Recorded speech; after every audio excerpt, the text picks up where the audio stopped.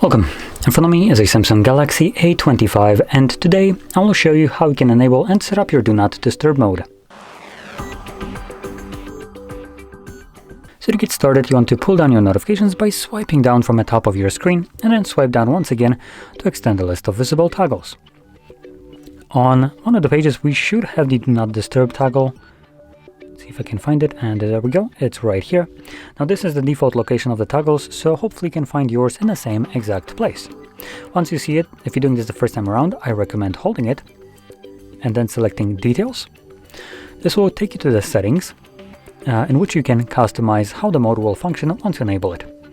Now I will touch upon only the couple of the important options like calls and messages, in which you can change who can call you or message you, with an additional option for calls, being able to reach you if someone calls you twice within a 15-minute period. If this is enabled, it will bypass whatever you have selected right here. And messages have the same options minus the repeated callers, obviously. Then we have things like schedule. There's one always pre-made one called sleeping, starts at 10 p.m. and ends at 7 a.m., runs all week long, though it's turned off, obviously.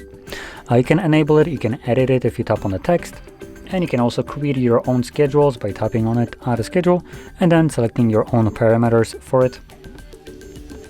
Now, once you create a schedule, it will automatically become enabled, but if you want to, you can obviously toggle on these ones if you want to.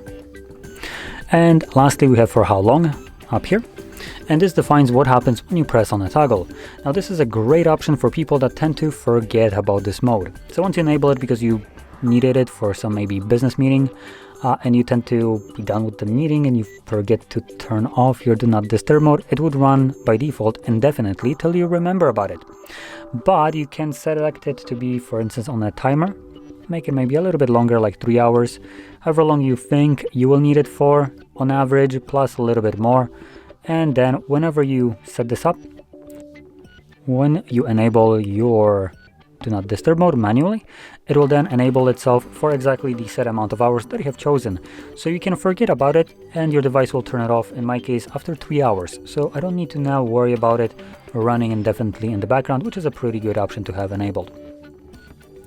And obviously to enable your mode, once you set it up, you can just find the toggle, tap on it to turn it off, on, and back off. So it's completely up to you.